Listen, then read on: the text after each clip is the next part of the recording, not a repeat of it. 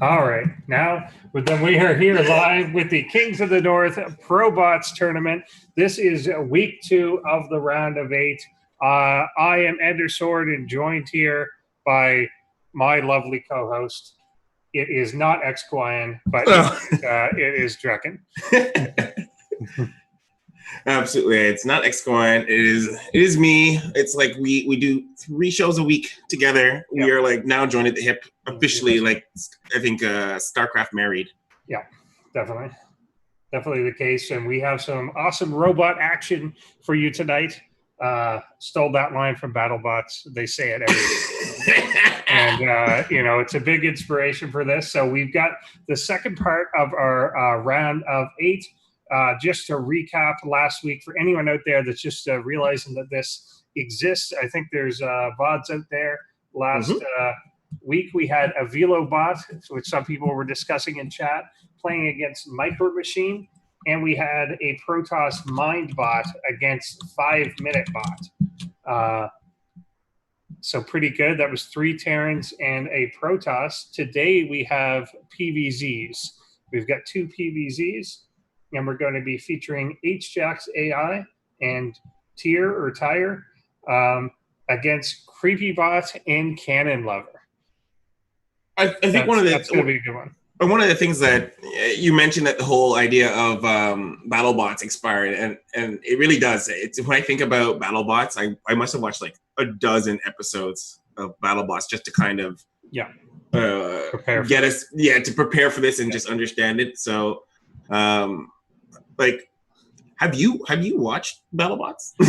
I definitely not only have I watched BattleBots. When I was in high school, I made robots for competitions. But not like there. We had a program in our school that for 3 years there was a team of us that made robots that did stuff. They didn't attack each other so much. You could hit each other, but it was mostly like.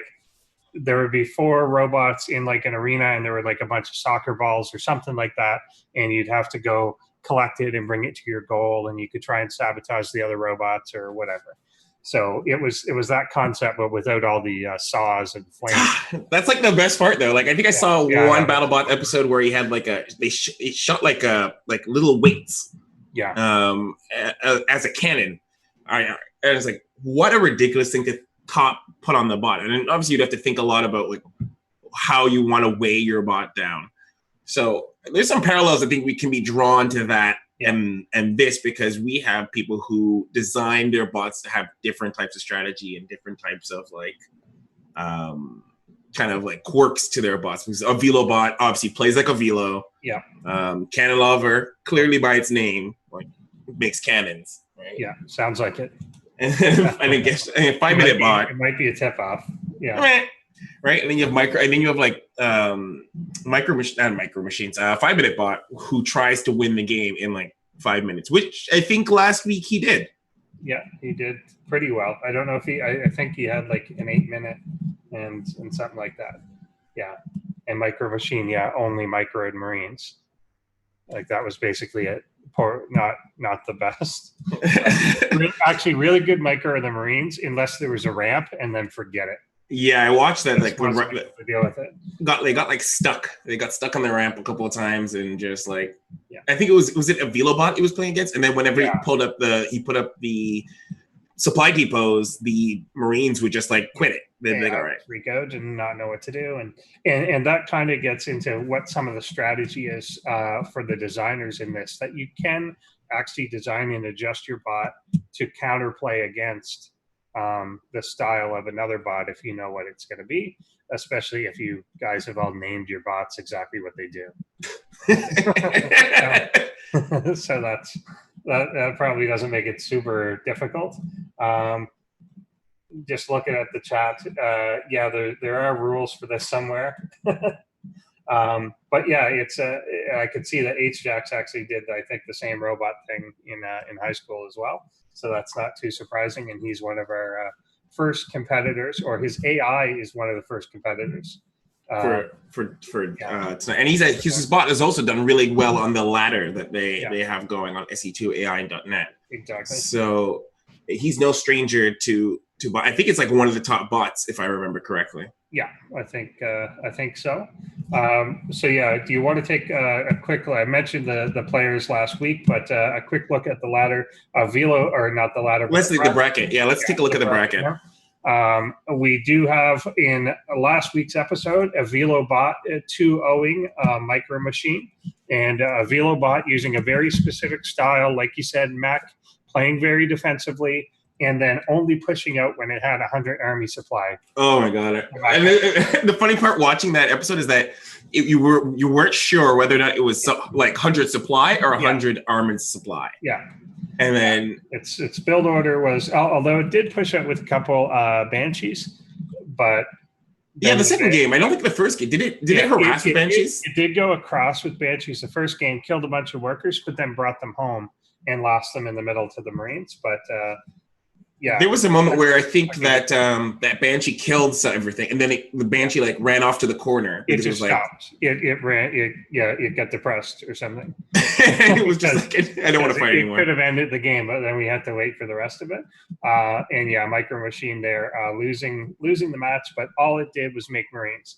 Didn't take gas. It didn't do anything except make Marines, send them across the map, and try and attack and just run into a bunker that was there. I see. Yeah, I saw its micro. It was pretty heavy on its micro was very good. You could see the individual Marines pulling back and forth. Like the actual individual micro was fine, but like we said earlier, the ramp is actually a really hard concept for the AI, and we may see this in some of the games tonight, and we'll probably point it out. But the AI essentially doesn't have memory of any kind, or they've had to find ways to maybe make it have a little bit of a memory. But if there's an army at the top of the ramp and it's at the bottom of the ramp and it goes up, it sees it and it retreats, and then it forgets that it's there, and then it goes up again, just like it doesn't, and then retreats again. And so it doesn't like remember where and what things are and things like that. So it's some of the behavior can be interesting at times, a little erratic. Yeah, and the second series we had we mentioned that 5 Minute Bot won 2 reasonably quick games over the Protoss Mind Bot. Did pretty well there. Mind Bot had, again, also some reasonable micro, but 5 Minute Bot's strength was dropping a little bit, although it didn't come into a huge play in it. But 5 Minute Bot's macro was way better than we had seen any of the other. Yeah, I saw that. It was getting to upwards of 150 supply within 7-8 minutes. So it was, I think so. So it was pretty well.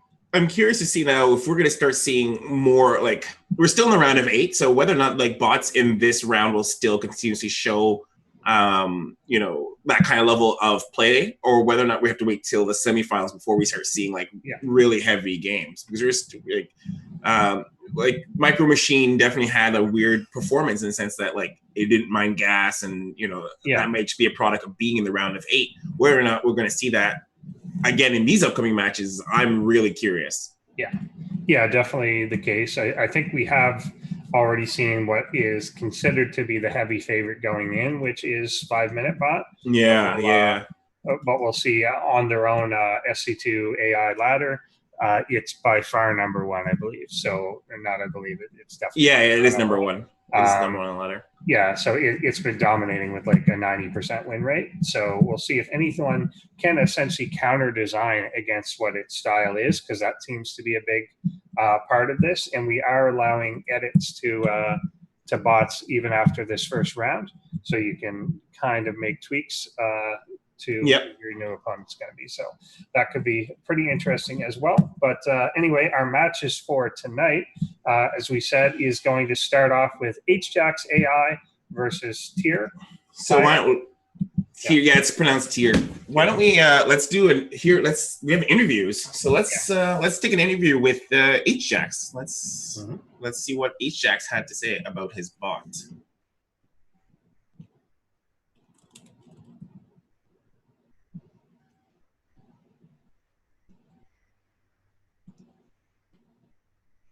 Just trying to load that up. Oh, interview. Oh.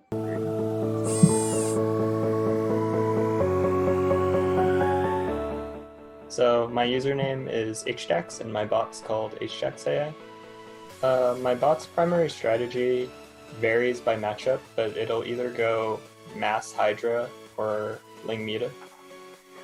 My bot's primary strength against tier is, I believe my bot to be one of the absolute strongest bots right now in a macro game. So if I don't get killed too early, I think I'll win. My bot has to watch out for Void Rays because I heard tier makes a lot of them, and I haven't tested my bot against Skytoss strategies yet. My words to tier's author, tier, is I think the winner of this match goes to the finals, so good luck. Void Raids.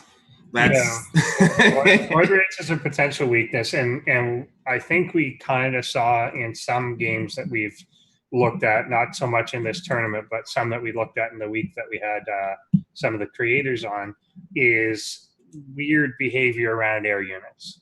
Air units seem difficult. Air units is so weird. I don't know. Unfortunately, I don't know very much AI. Whether or not air units is just this thing. It just doesn't know what to do with. Yeah. Right. I think maybe there's almost some lack of understanding that it is an air unit.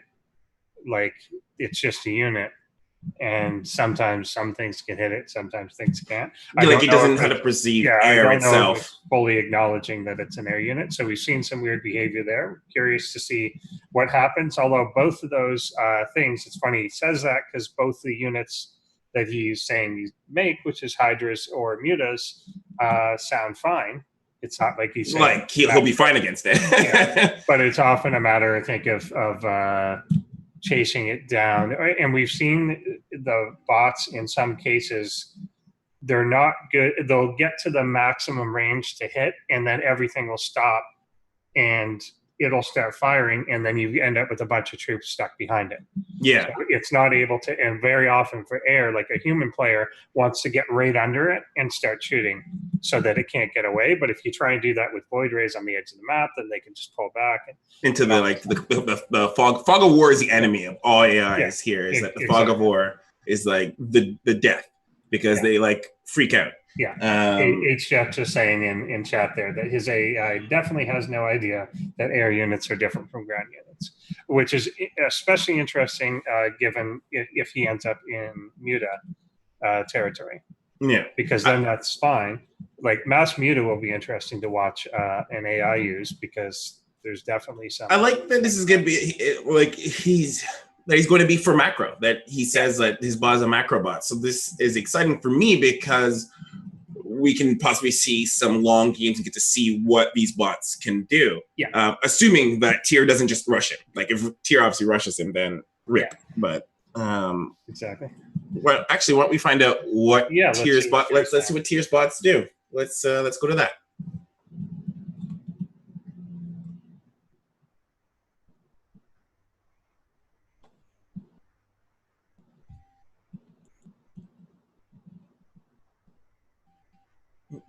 Interview in a second.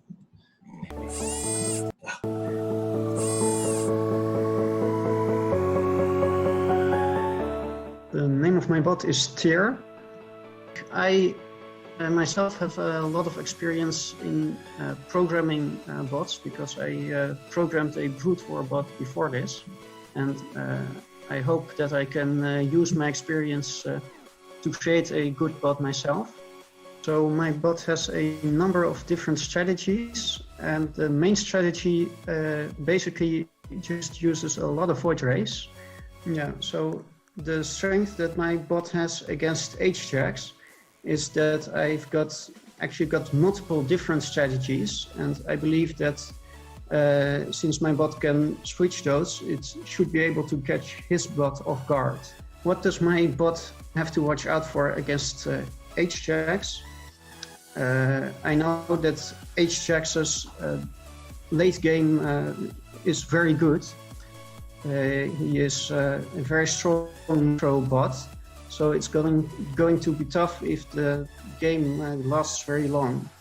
What I want to say to H-Jax is I really like him, and I like that we're going to play against each other, but I am going to have to destroy him. Isn't it always the way? Reluctant destruction. I'm going to Yes, have to reluctant destruction. destroy him. Everyone that I've ever annihilated, I've always felt a little sad about it. Just a single tear. The single tear as their base burns around you. Yeah. So it looks like long game is the enemy of Tierspot. So we have I think so. Yeah. We're in an interesting position because obviously H-Jax wants to get to the long game. Tier wants to end it in the early game. The whole idea of multiple strategies is interesting. It's one of those things that didn't even dawn me that some of these guys would program their bot to have multiple strats. Yeah. I assume that they make the decision reasonably early. Like you have to program it obviously against whatever race you're going to be playing, but there's probably something that's like scout early. If you see this, do it this way. If you don't, do it this way, or something like that. Yeah, I would love to. Early decision. I didn't think we were at that point where we could do decision trees, right? That has to be like a decision tree, or maybe it doesn't have to be, but like I feel like it is like a decision tree where you're like, okay, if you see this, if you see cannons, then go air, or like. I'm sure it could be random too if they felt like I don't know what they're doing. Like they could just say like use a random number generator. We could be giving it so much credit where it could be like, oh, maybe it's like thinking about it. It could be more like, oh yeah, it just like picks a random strategy at random and roll of a die. That's interesting. H-Jax saying in chat that Tiersbot actually may have some memory in that it remembers if the strategy it used in the previous game worked. So that would be really interesting. That would that's good. So if it worked, just do the same one again. If it didn't work, switch it. That would definitely be key, especially when you're playing a bot. Presumably, if you do the exact same thing, the opponent's going to respond in the exact same way. So, assuming like the opponent's bot itself doesn't do something similar. Doesn't also have that. Yeah, exactly. So, yeah, kind of neat. All right, well, we just jump into our first game. That's actually that's really cool. I hope we get to see how that plays out from a game perspective. Yeah. All right, so why don't we hit up our first game, Tier versus H-Jax bot. Yeah. On Acid Plant. Ooh, that Acid Going Plant. to be pretty normal map here. I think the only map that gives like bots a little extra pause is when we get on the 4-player maps. Yeah, they don't like that. They definitely do not like having to deal with 4-player maps. Is that just because like the vastness of the map itself, or I think size? And I've heard from them that basically it doesn't. The fact that it doesn't immediately know which base the opponent has spawned in is problematic. Poor things. Whereas if it knows what base it is, then it gears towards that. But apparently it doesn't like the multiple spawning locations. I'm sure there's a way around that. But again, where there haven't been too many 4-player maps.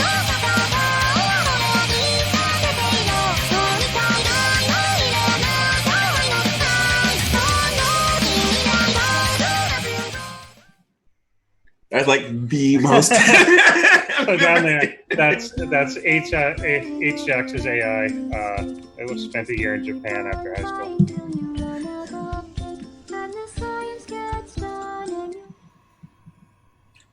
And Tiersbot up here in the top left-hand corner was stuck in an aperture laboratory.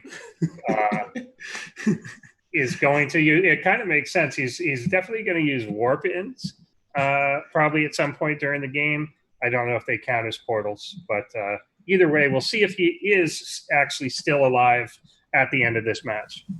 It's so cute. I'm so glad that we added intros. Just like H-Jax intro.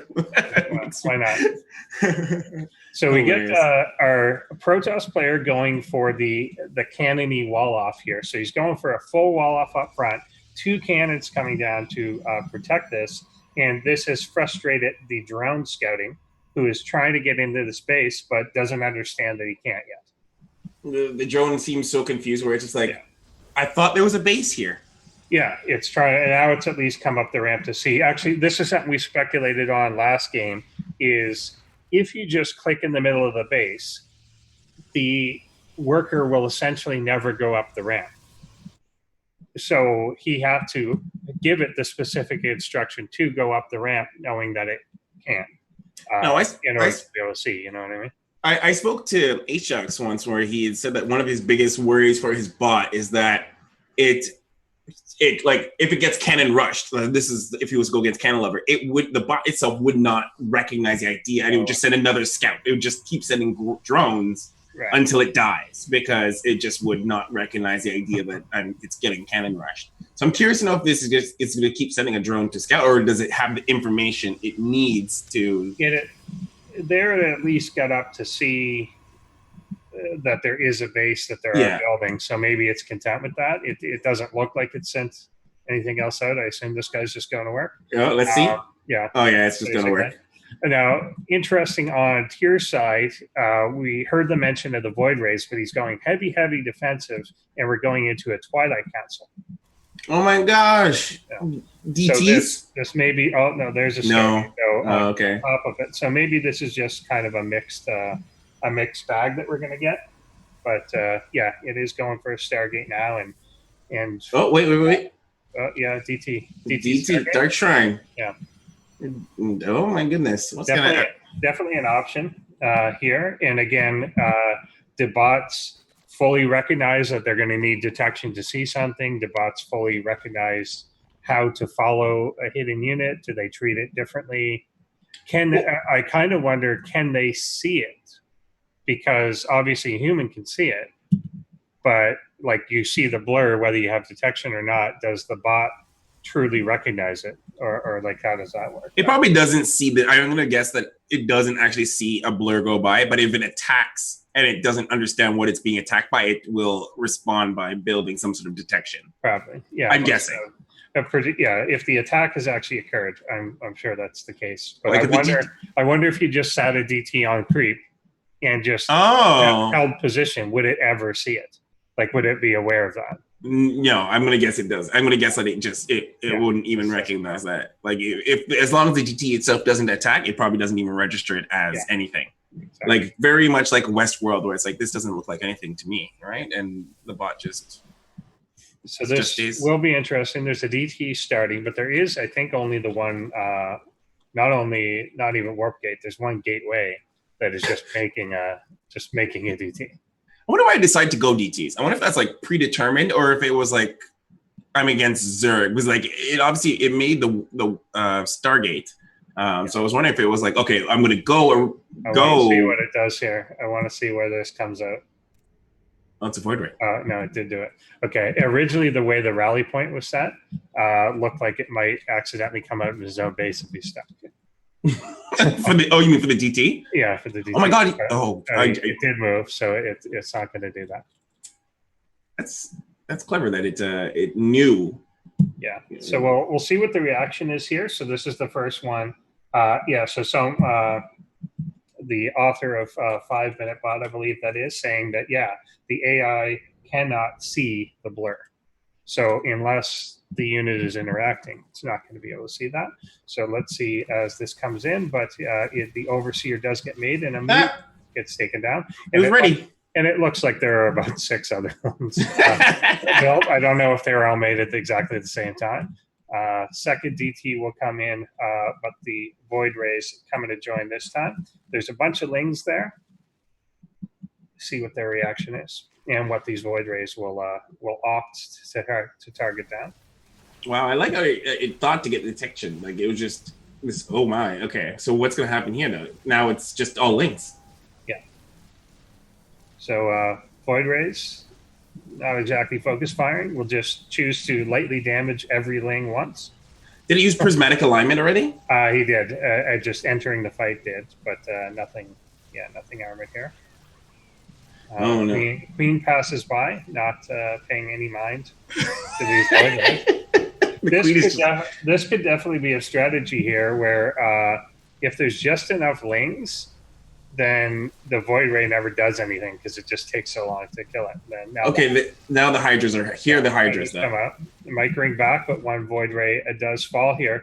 It turned on its prismatic alignment, which doesn't help in this situation. It only slows down the Void Rays as they try and maneuver. So that's a bit of bit of a potential issue there. Yeah, probably, but it can probably decide between that situation whether or not it may not know the difference, like when it's appropriate, like it's an armored unit or not.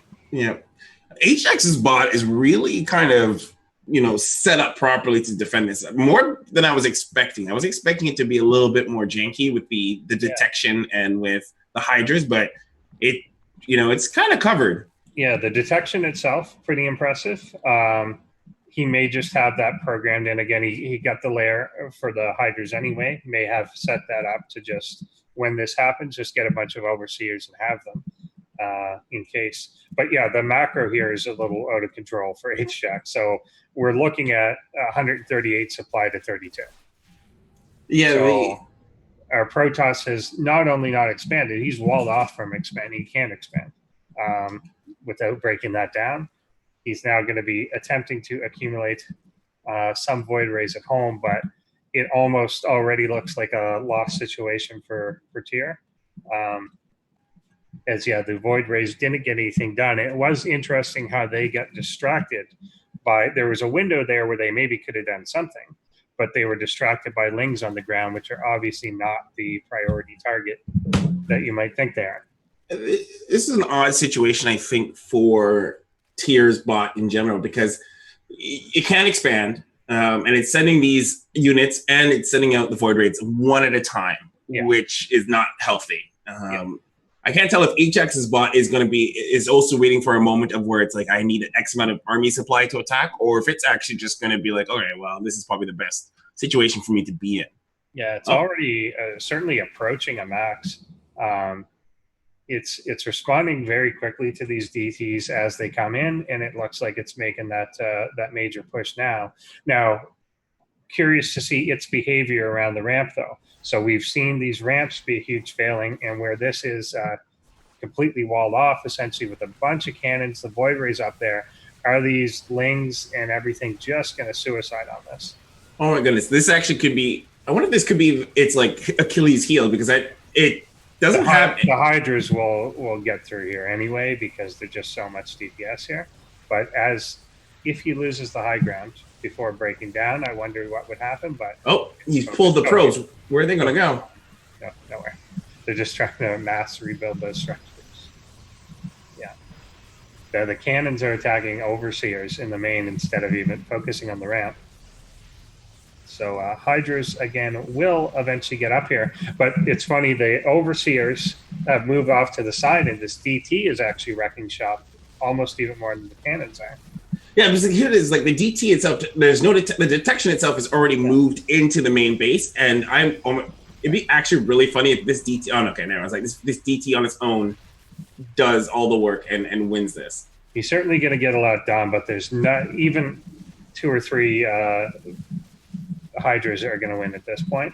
DT completely going uncontested against this group at the bottom that decided not to participate.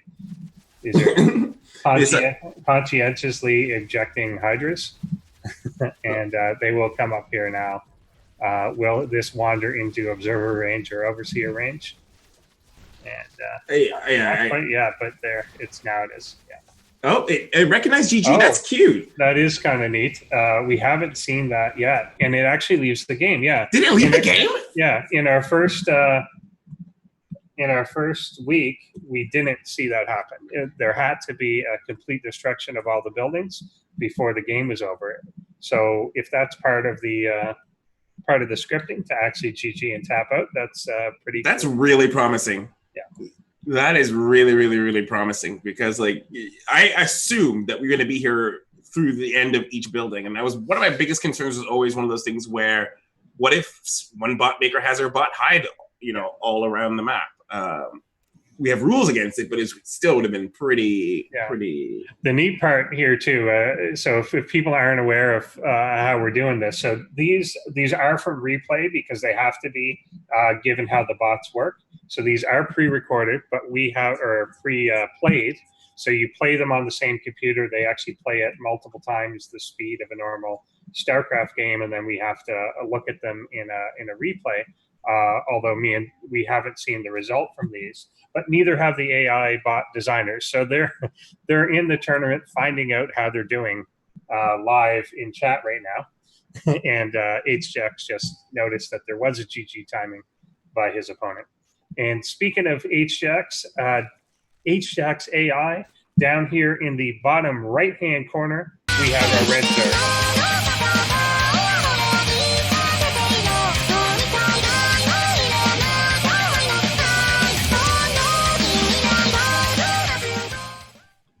I had my volume up on max, and that ripped me apart. I'm sure it's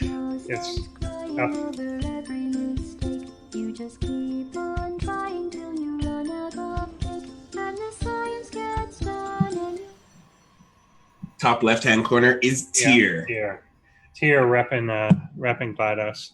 I you know what the fun part is? Like the contrast in their audios of their one's like heavy Vocaloid, the other one's like that is it. Little known fact, I don't know if Tier knew it going in, but one of H-Jax AI's weaknesses is tentacle monsters. Oh. Tentacle monsters are the end of it. Yeah, that's it. So yeah, again, we got this drone scout coming in, but a little too late to get in before this is completely blocked off. There's going to be a forge and multiple cannons going down here yet again for Tier. So it looks like he's going to be, one base or the highway on this whole thing again. And we've already got H-Jax expanding. And is that potentially even double expanding at the third? So H-Jax really going heavy macro. So aggressive. Yeah. It's a good way to be. The drone does get taken out like in last game as well.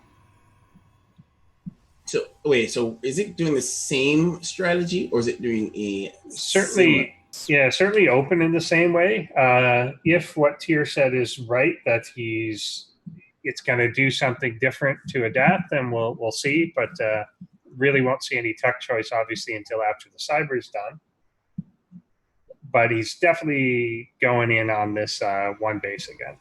So we're actually on Catalyst as opposed to Acid Plant. So I'm curious to know if that comes into the bots strategy of the map size and whether or not you should use void raids versus.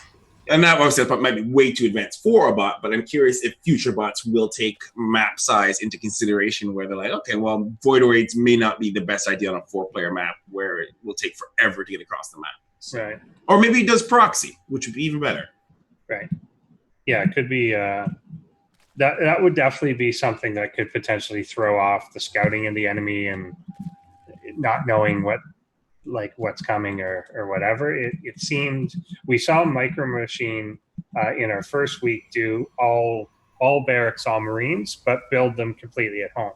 But if it ever got to the point that he was attacked at home, he's defenseless anyway. So it almost raised the question, why don't you proxy? In this case, we're going Stargate and Dark Shrine again. So it looks like it is very much going for the same thing. H-Jax, no strong indication which direction he's going again, other than to macro right up through this. And it could end up being another kind of running into a brick wall here, but we'll see how it does go for Tier.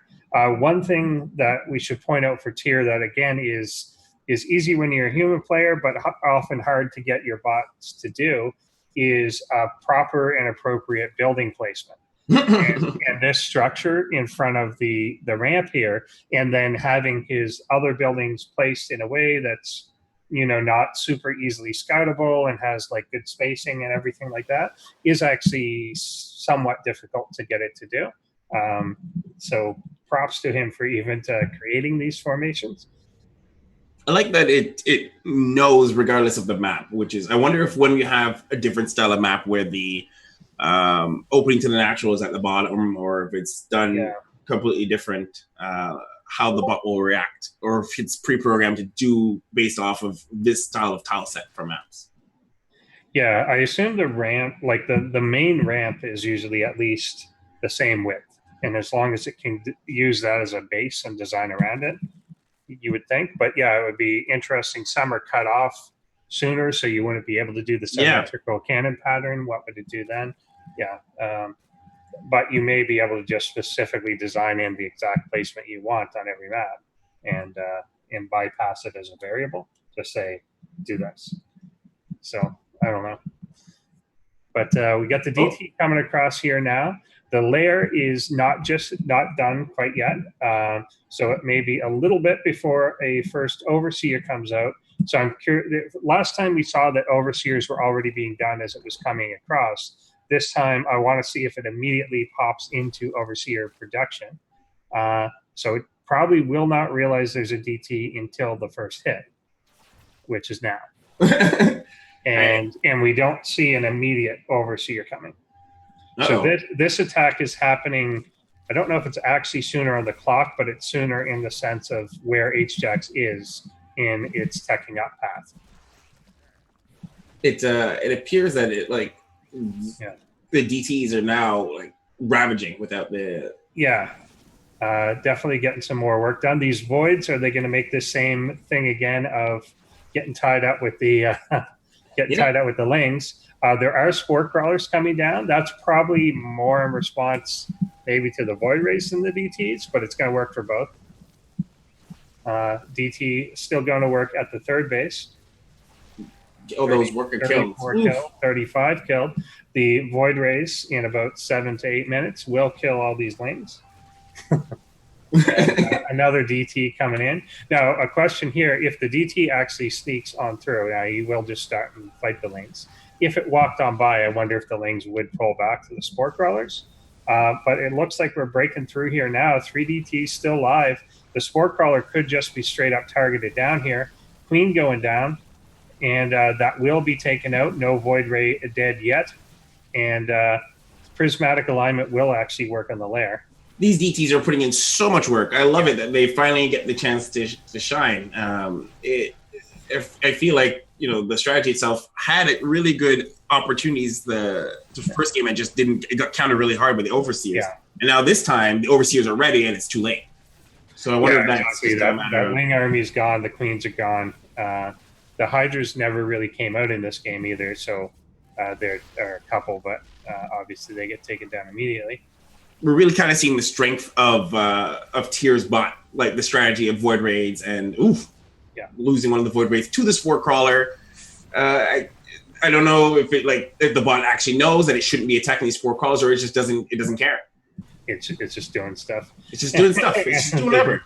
The DT will keep it alive by taking that spore out pretty expeditiously, and 5 DTs on a hatch do take it down quite quick. Someone asked some really important questions. Do the bots know how to focus fire? I'm gonna say yes if they're programmed to do so. I'm guessing. I think we've seen some focus fire in some of the other bots games, but we have seen it done, I think, but they're a little. Again, it's something you either tell it or you don't tell it. I think so. We were able to see actually in one of the early games, the Avilo bot.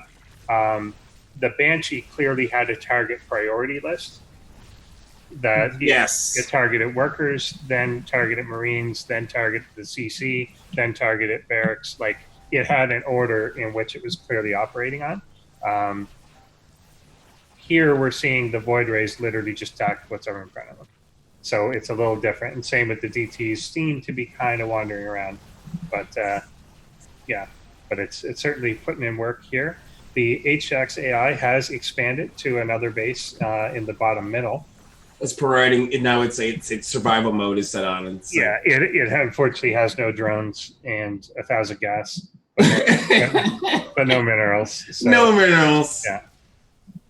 So DTs will come to check this location actually relatively quickly. I wonder if he wasn't aware of that. It's like you didn't scout that, so just clearly hacking. I was like, and yes, this is a best of 3, so that is game 2, and we are 1-1 in the series. So this is our first non-2-0 in the shirt. So pretty good and amazing here again from maybe contradicting something I said earlier, which is if something doesn't work, you would assume it wouldn't work again. If something works, you would assume it does.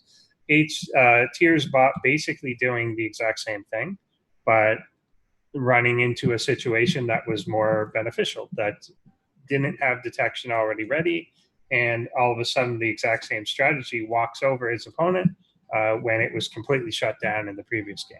Yeah, it going and running straight into its I don't know if it's a timing.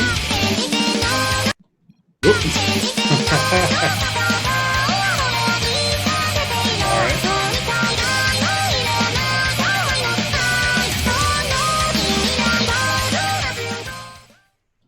And that's H-Jax bot. Yeah. And in the top right-hand corner, we have a bot that's now even typing and telling his opponent its strategy, knowing that it doesn't know English. And that is Tier. But there's no sense crying over every mistake. You just keep on trying till you run out of cake. And the science gets done and you... All right. So will he actually do the same thing this time and whatever? But it looks like he's not, though, because he said it's time for model battles. I choose skill raise, but he's clearly not doing that. This is the start of what looks like a Forge Fast expand. So we're not going to get the one base play again. The drone comes in and will scout this. Like this actually answers. Yeah, this is cool. This actually answers my question of what it would do if the ramps are different, or it chose to this time go in front of its natural as opposed to walling off its main. So. Yeah, again, this will come a little bit to building placement. This is already interesting where these cannons are going to be, in that he's not already continuing the wall, because they're a bit out of the way. You could completely get by those. And then I'm not sure what's going on here, because the gateway is coming down inside the main base. So he's not continuing with the wall off down at the expansion, whether that's pre-planned or potentially something that he saw in his opponent's base or something like that. So we'll see, but he's dead set on defending those rocks, basically. Yeah, the rocks seem to be one of its focus. I'm curious though. The wall off feels very vulnerable right now. Yeah, definitely. I mean, it's not a wall off. Like, you need another few buildings to complete that. If that was going to be a wall off, or even a block off, obviously for a zealot. The Nexus does come down on the low ground, so he is looking to expand. H-Jax has expanded here twice. Taking the other thing, map dependent here, is the Protoss has opted not to take the safe in-base base and is taking the more aggressive natural out front here. I wonder if it even recognizes that though. It may not, unless you specifically coded it for the map 16-bit. It may not. I think in my mind, I believe that it doesn't even notice that safer base. It just assumes it would be the third. Yeah, which is especially valid if you told it always that, hey, the natural base is down the ramp that is shaped like this, facing towards my opponent, then or however you do it. I don't know, but yeah, it may make the assumption that that's just always what you do, and not know that even exists. So we're a lot of cannons. We got the shield battery coming down here in front.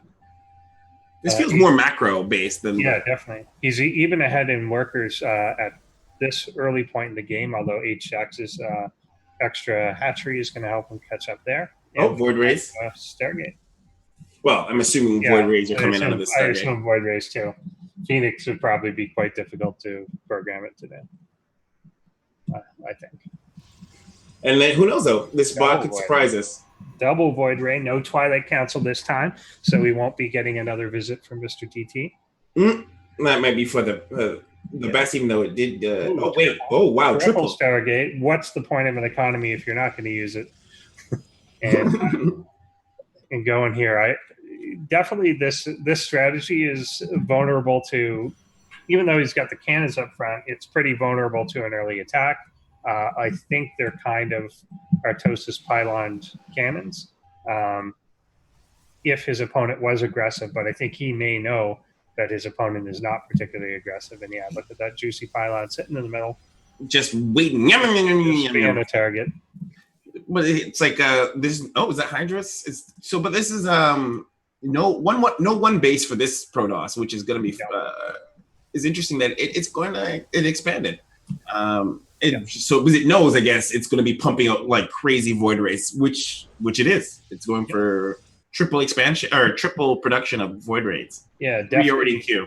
Definitely doing that now. And is that upgrades? Is H-Jax bot getting upgrades? Is getting the Hydra upgrade there, which is going to help off creep. One thing that you would almost think would be not too difficult to get a bot to do is spread creep, but he's not doing that between his bases at the moment.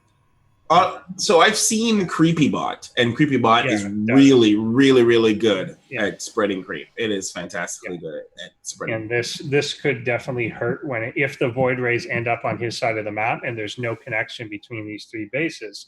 One of your main defenses is the queens themselves, which do pretty well to be tanky against void rays, but it's going to be hard for them to move. And even the Hydra's off creep, obviously not the best. You'd rather have everything on creep if you can. I feel like what we've seen, these Hydras have been doing really well against Tier's air overall. So I don't know. I don't feel concerned for H-Jax. I feel like H-Jax is going to be in a very comfortable position, especially without the DTs. We'll see how they mass up. So one thing about what we're seeing at the void race here, obviously, is they're going to move together. And something that we've not necessarily seen some of the bots do is coordinate an army well with focus fire, like we talked about. And right now, these Hydras, as they popped up with nothing to do, are just sitting at the base that they were made in. If the void rays come in and fight 1/3 of the Hydra force, they will win for sure. It'd be so funny if they get there and only half of the army of H-Jax decides to participate. We saw even before, sometimes some of the rest of the army is just like, I'm going to be for coffee break. Don't feel like fighting today. Exactly. Union. But by the time this comes over, there may just be so much of this. It's so true. His economy is starting to explode there. He's up to 70 drones. He's got a 50 supply lead, but there are, 10 void raids. It'd be legit if these void raids focus fired down the hatcheries and just pieced. Yeah. It just focus fire hatchery, prismatic alignment, bam. Sneak in the back and take out the Hydra down. Right? But I don't think it knows about priority of something like definitely doesn't, but that would be interesting. I do kind of wonder what the attack path will be. If it was like last game, it would just kind of go building by building instead of prioritizing things down. Or it's going to attack lings. Yeah, but I think the initial, I think that too. Will it recognize that one unit is firing at it and the other is not? Will it focus fire down as it can? Will the Hydras focus fire down? Will they get stuck, etc.? I think we're going to know that this is leading up to an epic clash. And we're going to know within a second of that clash what's going to happen. Now, H-Jax is actually going to be the aggressor on this, which I think makes a big difference. But it's also the same time that these void rays are coming across. Such good timing. Yeah. Works out pretty well. And they turn on that prismatic alignment. They're going to catch things kind of in single file mode here. Holy crap. I'm concerned at. Some of the void rays not realizing that they have to turn around. A bunch of the Hydras coming up behind this, and I think it's going to be overwhelming as they do form a pretty good concave here, and we'll just steamroll over this. Oh my gosh! If this had been anything other than Hydras, like if this had been roaches or anything like that, that would have 100% been beautiful. Definitely been problematic. Now, a lot of cannons here. This is not trivial to take out, except for the fact that it is. If the void rays were here with this, then this could be an issue. But there is. What happened to the two void raids? Oh, there they are. Never mind. I think the two went across. These are 3 new ones here. They will potentially just hold this though. This is not enough to actually break through here anymore. And the probes, I think they're just going to try and rebuild the cannon wall. Although. Two void raids lost interest. Ignoring that guy, he's going to put down the forge in the place that it was, and that's fine. I think I think I wonder which is going to happen first. The Void Raid comes back to taking care of him, or he's going to destroy this forge. I'm pretty sure the Void Rays have orders to not go until there's 15 of them. They've abandoned ship. So it's not doing anything. Oh my gosh! Will these cannons get started before the forge is done? I don't think so. No. Will get taken out, and these will not start. Nope. Will they just start to make the forge again? Will they make another forge? Probably. Nope. No, yeah, he is, but somewhere else. I like how they don't send like an SOS to the Void Raids to say, hey, help us, right? They just instead decide to send to the other probes who decide they will attack Hydra by himself. Here comes wave 2 by H-Jax. The Lings will come in, and I think this one definitely will end it as there's no massive Void Raid force to stop this. We're about half the size we were in the first engagement. And the Hydras actually do come in to prioritize these over the buildings, which is quite good, and we'll be able to take that out. H-Jax is one Void Ray in the back is for targeting Lings. H-Jax's macro is just so frightening. Yeah, this H-Jax AI's macro is just ridiculously frightening. I just I think of it when I see a fight. I think about like the actual Zerg and the amount of swarm and the amount of units we were able to recoup in such a short period of time. Yeah, and that's probably because it's on 4 bases. While to Tiers bots just 2, so we'll see. Yeah, yeah, and yeah, exactly. The time it took him to remake this whole force and come again was just too quick. Tier wasn't able to get things back up. Well, 1,000 APM will do that for you. GG. Tier does GG. So manner, such a mannered bot. And we got H-Jax taking the series. It was a really good series here. And I think that was the best or most coincidental engagement that we've seen so far with both armies basically moving out at the same time. I wonder if that was the timing or if it said, I guess there was nothing to I don't think there was any indicator. Yeah, there's no way for it to know. Yeah. It's so weird because I wonder if the Void Rays had been where the cannons were, and if they could have held that, would we have had a different story? You certainly would have held that attack. Then I don't know. It depends then what they did. I think if the Void Rays then subsequently marched across the map, then I think they would have just been killed on that side. If they then also knew to hold up for a little more, then maybe it would have been fine. I don't know. It's a hard one. I like the idea that the Void Raids and the DTs from the second game really did a number on overall on H-Jax's base, and I'm surprised that I wonder how the strategy played because it said it was going to do mono battles, and I was like, what is that like? I haven't seen mono battles in ages, but I actually don't know what that actually translates to. It means single unit. So he made Void Rays, and that's it. There was a window there. I think, particularly when H-Jax AI was not consolidating its Hydra assets, that there were about 5 to 8 Void Rays available at that time.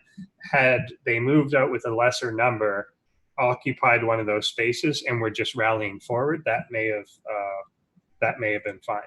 Yeah, absolutely. So, if you can catch a piece of it, and then he's kind of trying to defend and rally to his own site, and then you're trying to more snowball, that may have worked. But to fight out in the open like that, where the Hydras did end up with a really good concave, Oh, that concave really sealed the deal for those Void Raids. Yeah. Man, it's such a weird. What a weird. I don't want to say stroke of luck, but for a Void Raid strategy to go up against, Hydras was, it feels like a mismatch for Tiers bot, right? Like if it had gone up against a bot that had made, let's say, roaches and Lings, right, or roaches and late Hydras, then his bot would have just rolled right through anybody. Like I feel like that strategy would have rolled through most other bots from what we've seen. Yeah, I think so. There's a few, I think, somewhat, I don't know how easy it is to actually do, but I think there's some mild tweaks there that could be done. I think Tier mentioned in chat doing something like increasing the range so he defended. You could see a couple of Void Rays trail off even though they were being attacked. The Void Rays not coming to defend the Forge that was being shot down, stuff like that. If it was more responsive, that may help. The other thing, although it wasn't a huge factor, is just telling it small things like don't turn on your prismatic alignment if there's no need for it. If your target is this, then don't do this or whatever. Because I wonder if that seems really like a really difficult thing to, and I'm hoping that at some point, and maybe close to the finals, we'll have someone who's really deep into AI who can give us a kind of guidance on whether or not that's something that's really hard to tell a bot to do. Like, hey, don't use prismatic alignment here. Prismatic alignment is not only good in these situations. Like, I feel like for it to be able to process the idea, because we already have problems with memory as is, let alone remembering a situation where something as simple as, or something that appears to us as simple as prismatic alignment being done at the right times versus the wrong times. Right. I'd almost tell it, just don't use it. You really? Well, because unless you're going to target fire things down specifically, almost everything, this is an overgeneralization, but everything that you're going to fight in a bot-on-bot match that doesn't have armor doesn't shoot back. Right, okay. And I think that's generally going to be true for Z and T, is if you're fighting the Marines are the things that shoot back, the tanks and the Marauders are the things that's armored. And you're not going to get like a lot of mass Viking strategy, and you're not going to get a lot of mass Corruptor strategy. That's just not really going to happen. So same there of roaches. All right, you take a little longer to kill them, but they don't shoot back anyway. I'm more concerned about the Hydras and stuff. So maybe you want that for maneuverability or something.